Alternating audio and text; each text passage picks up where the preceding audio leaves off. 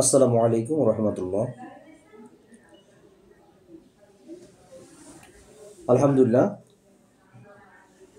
জুলাই মাসের আজকে 2 তারিখ, 2রা জুলাই 2025। আমি এস এন মোহাম্মদ আপনাদের সামনে এসেছি আইন বিষয়ে কিছু আলোচনা করার জন্য, আইন বিষয়ে অধ্যবসায়ের জন্য। যারা LLB honours, LLB pass course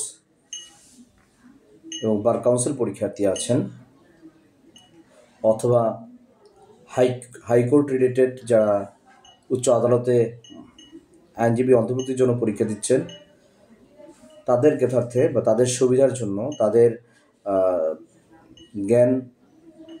জ্ঞান চর্চার জন্য, অধিকত জ্ঞানের জন্য এবং আর সুন্দর করে আইন জগতে আমরা যেন ভালো আইনজীবী হতে পারি এবং আমাদের প্রত্যেকটি স্টেপে আমরা যেন সফল হতে পারি, সেই জন্য আমি নূর মোহাম্মদ, আমি আপনাদের সামনে চলে এসেছি। তো আজকে থেকে আমার উদ্দেশ্য হচ্ছে এটাই, আমরা যারা পরীক্ষার্থী, বার কাউন্সিল হোক, হাইকোর্ট পারমিট রিলেটেড পরীক্ষার্থী আছি, যারা আমরা শিক্ষানবিশ আইনজীবী হিসেবে কাজ করতেছে, এলএলবি পড়ুয়া ছাত্র যারা আছে, তাদের জন্য তাদের জন্য আমার সাজেশন এটাই বা আমার পরামর্শ এটাই যে আইন জগতে লেখাপড়াটা একটা ব্যাপক, একটা বিস্তর বিষয়। এখানে আপনি যত বেশি গভীর মনোনিবেশ করবেন লেখাপড়ায়, যত বেশি অধ্যবসায় থাকবেন, তত বেশি আপনার জ্ঞানের পরিধি বাড়বে, আইন বিষয়ে তত বেশি আপনি জানবেন। আইনটা মুখস্থের জিনিস নয়। প্রথমে আমি শুরুতে বিসমিল্লাহির রহমানির রহিম, আমি শুরুতেই আমি আপনাদের উদ্দেশ্যে বলে দিচ্ছি যে আইনটা কোনো মুখস্থর বিষয় না। যে আইনকে মুখস্থ করে পরীক্ষা দিয়ে যাবে, অবশ্যই আপনি মনে রাখবেন যে আপনি আইন বুঝেননি বা আপনি আইনের বিষয়ে পারদর্শী নন। আইনটা এমন একটা জিনিস যেটা আপনাকে মনস্তাত্ত্বিক, এটা জ্ঞানগত, বাস্তবসম্মত, সমাজে কী অবস্থা চলতেছে সেই দিক নির্দেশনা আপনাকে প্রদান করে। শুধু এলএলবি ছাত্র বা আইনজীবী যারা, তাদের জন্যই আমার এই ব্লগ নয়। এই ব্লগটা শুধু সর্বসাধারণের জন্য। কারণ হচ্ছে প্রত্যেকের আইন জানার অধিকার আছে। কোনো ব্যক্তি যদি অপরাধ করে জেলে যায় এবং যখন মাননীয় জজ সাহেবের কাছে যদি বলে যে মাননীয় জজ সাহেব, আমি তো এই বিষয়ে জানতাম না, এই জন্য অপরাধটা করে ফেলছি, এটা ইজ নট অ্যাকসেপ্টেড। কারণ আপনি যখনই এই কথা বলবেন তখনই বলা হবে বাংলাদেশের সবার জন্য আইন প্রস্তুত করা হয়েছে, সবাইকে আইন অনুসরণ করতে বলা হয়েছে, তথাপি আপনি আইন সম্পর্কে জানেন না, এটা গ্রহণযোগ্য নয়। আমরা ধরেই নিই যে আপনি আইন সম্পর্কে জানতেন এবং জেনেই আপনি কাজটা করেছেন। তো বাংলাদেশে কেউ বলে আমি চুরি করলে যে সাজা হয়, শাস্তি পেতে হবে, 3 বছর, 7 বছর, 14 বছর সাজা হবে, এটা আমি জানতাম না। মহামান্য আদালত, এটা গ্রহণযোগ্য না। চুরি করলেই শাস্তি পেতে হয়। এটা প্রত্যেকটি আইন জুরিসপ্রুডেন্স থেকে আমরা জানতে পারি। মানে আমরা যে আইন বিজ্ঞান বলি জুরিসপ্রুডেন্স, সেখান থেকে আইন কিভাবে তৈরি হয়, প্রত্যেকটি আইন তৈরির ব্যাপারে আমাদের যার যা ধর্ম পালন করি, ধর্ম, ইসলামিক ধর্ম, অন্যান্য যে ধর্মাবলম্বী আছে, তারপরে যুগ যুগ ধরে আমাদের সমাজ ব্যবস্থা প্রচলিত হয়ে আসতেছে, সেই প্রথা থেকে আচার, রীতি রেওয়াজ, প্রথা, রীতিনীতি, প্রথা, এক যুগ ধরে মেনে আসা কত নিয়মকানুন, এই যে নিয়মকানুন বা রুলসের মধ্যে আমরা আমাদের জীবনকে সংগঠিত করি, বা আমরা জীবনে প্রবাহিত হচ্ছি, এই প্রত্যেকটা জিনিসই আইনের সূত্রপাত। আইনের সূত্রপাতের জন্য অনেক কিছু উপাদান বিদ্যমান আছে। বিচারকের রায়, আইন বিজ্ঞানের গবেষণা, প্রথা, রীতিনীতি, ধর্মীয় অনুশাসন, সমাজের উত্থান পতন, সভ্যতার আবির্ভাব, সব কিছু মিলেই আমাদের আইন উৎপত্তির কারণ। তো আমি আমার বন্ধুদেরকে এই বিষয়ে পরামর্শ দিচ্ছি যে অবশ্যই আমরা আইনকে চর্চা করব। আমি প্রথমে যারা এলএলবি অনার্স করতেছেন, যারা এলএলবি পাস কোর্স, যারা বার কাউন্সিল পরীক্ষার্থী, যারা হাইকোর্টে পারমিশন রিলেটের জন্য হাইকোর্ট পারমিট এনরোলমেন্টভুক্ত পরীক্ষার জন্য চেষ্টা করতেছেন, সবার জন্যই অনুরোধ করব যে আমাদেরকে ভালো আইনজীবী হতে হলে, ভালো এই যে অ্যাজ এ গুড লয়ার হিসেবে আমাদের স্টাডি বেশি বেশি করতে হবে। আমি আইনজীবী হইলাম, আমি অ্যাডভোকেটশিপ হিসেবে এনরোলমেন্ট নিলাম বার কাউন্সিল থেকে, আমি আইনজীবী হয়ে গেলাম, ব্যাপারটা ঠিক সেরকম নয়। কারণ হচ্ছে আমি আইনজীবীর সনদ নিয়েছি মাত্র, আমি আমার আইনগত বৈধতা তৈরি হয়েছে মাত্র যে আমি আইন প্রফেশনে আমি প্র্যাকটিস করতে পারবো, কিন্তু এর মানে আমি গুড আইনজীবী হয়ে যাইনি। একজন গুড আইনজীবীর প্রধান কাজে হচ্ছে তাকে স্টাডি করা, বেশি বেশি লেখাপড়া করা, বেশি বেশি আইন সম্পর্কে গবেষণা করে, আইন সম্পর্কে জানা, তার ক্লায়েন্ট বা মক্কেলকে আইন বিষয়ে প্রতিকার দেওয়া, এটাই তার মানে একজন গুড লয়ারের কিছু চিন্তাভাবনা, তার গুড লয়ারের তার কার্যক্রম প্রতিফলিত হয়। তো সেই ক্ষেত্রে আমার ভালো আইনজীবীর জন্য আমাকে নিয়ম, রুলস, কোন সেকশন বা কোন ধারা বলে, কোন পলিসি বলে, কোন রিপোর্টসে কোন রায়ের বলে, মহামান্য আদালতের রায়ের বলে, বা কোন বিএলআর, ডিএলআর, আইএলআর এর মাধ্যমে আমি একটা যুক্তি, তর্ক, আর্গুমেন্ট আমি মহামান্য বিচারকের সামনে তুলে ধরতে পারবো। সেই সব ক্ষেত্রে, সেই সব প্রেক্ষিতে সেই সবকে কেন্দ্র করে we can relieve my clients. So we should to follow every time. We should to give importance, value. We should to good importance, value at my time. আমাদের উচিত সময়কে মূল্য দেওয়া, সবার প্রতি অবহেলা না করি। প্রতিটা মুহূর্ত আমাদের জন্য অনেক মূল্যবান, প্রত্যেকটা আইনজীবীর জন্য মূল্যবান। আইন সবার জন্য জানা দরকার। এবং এর বাদে যারা আমার ব্লগকে যারা দেখবেন, দূর দূরান্তে যত বন্ধুরা দেখবেন, সবাইকে বলছি ভাই, আইন সবার জন্য জানা খুব দরকার, খুবই জরুরি। কারণ আপনি আইন যদি না জানেন, তাহলে আপনি আপনার নির্দিষ্ট প্রতিকারটা খুঁজে পাবেন না, যে আপনি আসলে কি চাচ্ছেন, বা আপনার এটা জমির সংক্রান্ত হোক, আপনার অধিকার চাকরি সংক্রান্ত হোক, অথবা আপনার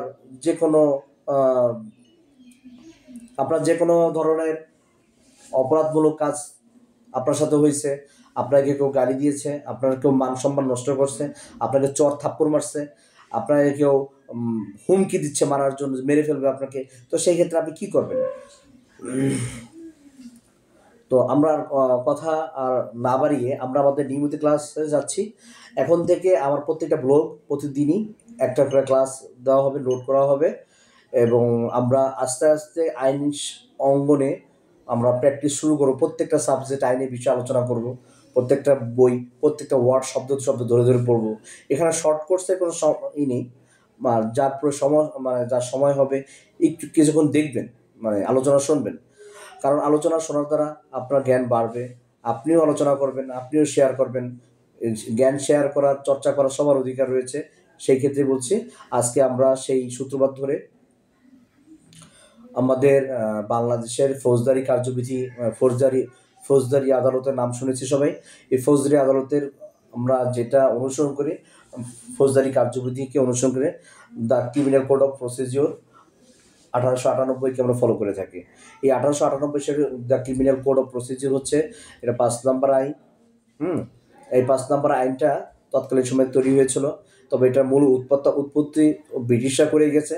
ব্রিটিশরা সে 1834 সালে, 1817 সালে থেকে তারা এই আইনের আইনকে গবেষণা করে এই ভারতবর্ষের জন্য কীভাবে শাসন করা যায় তারা সেটা চেষ্টা করছে আমাদের উপরে সেই আইনটাকে বলবৎ করার জন্য। আর সেই ব্রিটিশদের দেওয়া প্রতিষ্ঠিত গবেষণার ভিত্তিতে যে আইন তৈরি হয়েছে তাদের আইন কমিশনের মাধ্যমে, সেই আইন কমিশনের আইনটি এখনও আমাদের বাংলাদেশ, ভারত, পাকিস্তানে চলমান রয়েছে এবং এবং কি এবং মানে ওয়ার্ল্ডের সব রাষ্ট্রেই civil criminal procedure, the criminal code of procedure চলমান আছে। তবে সব কান্ট্রিতে একই রকম নাও থাকতে পারে, সব দেশে আইনের ব্যবস্থা, শাস্তির ব্যবস্থা একরকম নাও হতে পারে, কিন্তু আমাদের এশিয়া কন্টিনেন্ট মহাদেশে যে কোনো রাষ্ট্র আছে তারা আমরা এই দ্য ক্রিমিনাল কোড অফ প্রসিজিওরকে ফলো করে থাকি। তো সেই পার্টটা আমরা শুরু করবো, এটা খুবই ভেরি ইম্পর্টেন্ট পরীক্ষার্থীদের জন্য।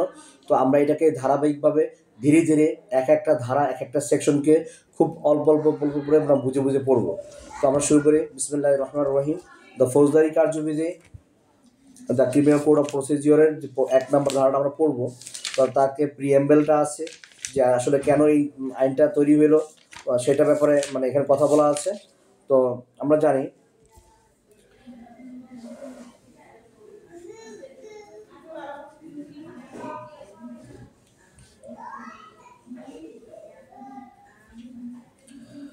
আমরা প্রাথমিক ভাগ সেকশন 1 থেকে শুরু করব। ধারা 1, এই ধারা 1টা হচ্ছে প্রত্যেকটা আইনের প্রথম যে সেকশনটা থাকে সেটা পরিচিতিমূলক ধারা।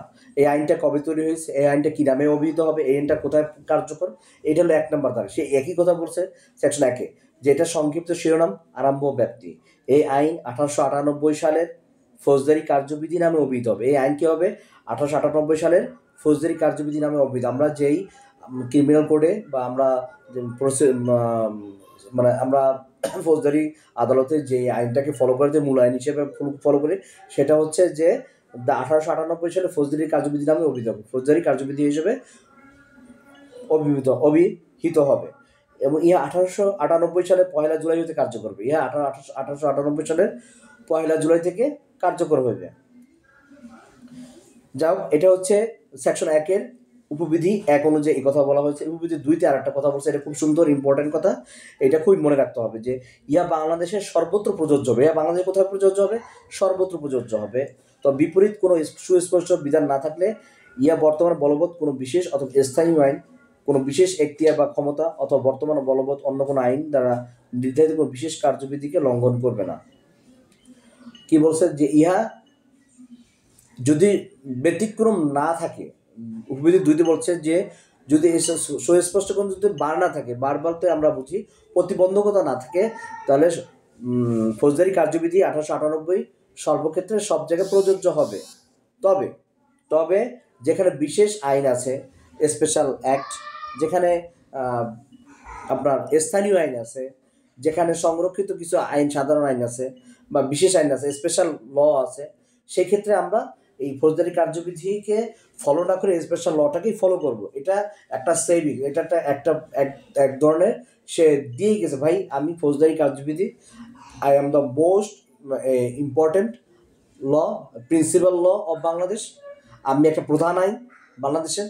কিন্তু তার মধ্যে যে স্পেশাল কোনো কাজের জন্য যদি কোনো আইন তৈরি হয়, যেমন নারী শিশু নির্যাতন দমন আইন 2003, তারপরে এবং আমরা দুর্নীতি দমন ট্রাইব্যুনাল, তারপরে আমরা বলতে পারি যে মানি লন্ডারিং আইন, এরপরে ট্যাক্স ল রিলেটেড, এই যে বিভিন্ন স্পেশাল কিছু আইন আছে যা ক্রিমিনাল সংক্রান্ত, কিন্তু এটা ফৌজদারি কার্যবিধি থেকে প্রতিকার দেওয়া হয় না, ওখান থেকে সেই রুলসগুলো ফলো করা। কিন্তু ফৌজদারি কার্যবিধি বলে দিয়েছে সেই হিসেবে স্পেশাল আইন বা বিশেষ আইনগুলোতে যদি আপনার সুনির্দিষ্ট প্রতিকার না থাকে, যে প্রতিকার রেমেডি না থাকে, সেখানে যদি কোনো ধরনের প্রসিডিওর যদি না থাকে, যে সেখানে নির্দিষ্ট করে বলা নেই, সেই ক্ষেত্রে আমরা ফলো করবো দ্য ক্রিমিনাল কোড অফ প্রসিডিওরকে, ফৌজদারি কার্যবিধিকে আমরা অনুসরণ করব বা ফলো করব।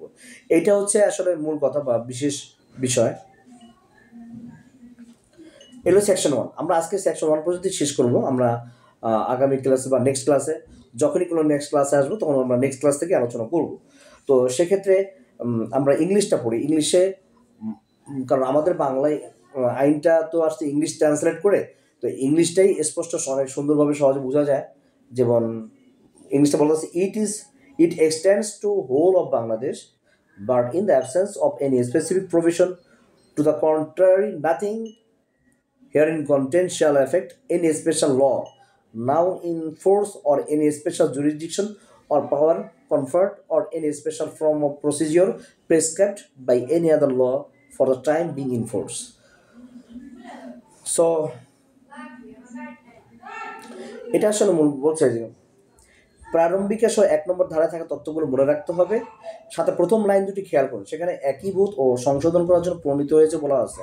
এর মানে হলো 1898 এর আগে এই আইন কার্যকর ছিল, কিন্তু তা বিচ্ছিন্নভাবে নানা রকম ছোট ছোট আইনে বিভক্ত হয়ে ছড়িয়ে ছিটিয়েছিল। 1858 ফৌজদারি কার্যবিধি সমস্ত বিধিবিধানকে একত্রিত করে এই মূল আইনটি তৈরি করা হয়। 1898 সালে কার্যকর হয় ওই সালের এই 1 জুলাই থেকে। ভারতীয় উপমহাদেশে ব্রিটিশ শাসনামলে এই মূল আইন তৈরি হলো পরবর্তী এর অনেক কি হয়, অনেক পরিবর্তন হয়। 1947 সালে পাকিস্তানে হলে তা পাকিস্তানে গৃহীত হয় প্রায় কোনো বড় রকম পরিবর্তন ছাড়াই। তবে 1982 সালে এই আইনের অনেক অংশই সংশোধন, যখন 1982 সাল বলতে আমরা স্বাধীনতা পরবর্তীতে বাংলাদেশ এই আইনটাকে অনেক কিছু সংশোধন করেছেন, সেই কথাই এখানে বলছে যে অনেক বড় আইন অংশই সংশোধন করা হয়। এরপরে 2009 সালে একটা বড় ধরনের পরিবর্তন আসে, বিশেষত বিচার বিভাগ পৃথকীকরণ সংক্রান্তে যেসব পরিবর্তন প্রযোজ্য। সবশেষ 2012 সালে কিছু সংশোধনী আনা হয় এই আইনে, বা সর্বশেষ 2012 সালে সংশোধন হয়। 1898 সালে 1 জুলাই থেকে কার্যকর এই আইন। 1898 সালে 5 নম্বর আইন, এটা মনে রাখতে হবে। এর বিশেষ আমাদের বার কাউন্সিল প্রিলিমিনারি যারা পরীক্ষা, তাদের জন্য খুবই ইম্পর্টেন্ট যে 1898 সালে ফৌজদারি কার্যবিধি কত নম্বর আইন? 1898 সালে 5 নম্বর, 3 নম্বর, 2 নম্বর, 1 নম্বর, 10 নম্বর, 46 নম্বর, কত সাল থাকতে পারে। তো এটা আসলে সঠিক উত্তর 5 নম্বর আইন, এটা 5 নম্বর আইন। তো আমরা আজকে এই পর্যন্তই থাকবে। সবাই সুস্থ থাকবেন, ভালো থাকবেন। আমাদের সৃষ্টিকর্তা আল্লাহ আমাদেরকে সবাইকে ভালো রাখুক, যে যেখান থেকে আমরা এটা দেখি না কেন। সবাই আমার জন্য দোয়া করবেন, যেহেতু আমি আইন গবেষণায়, আইন চর্চা আরও বেশি উদ্যোগী হতে পারি এবং আপনাদের সামনে নতুন নতুন সাবজেক্ট, নতুন নতুন আইনের সাবজেক্ট নিয়ে আমি আসতে পারি, সেই জন্য দোয়া করবেন। সবাইকে অসংখ্য ধন্যবাদ। আসসালামু আলাইকুম ওয়া রাহমাতুল্লাহি ওয়া বারাকাতুহু।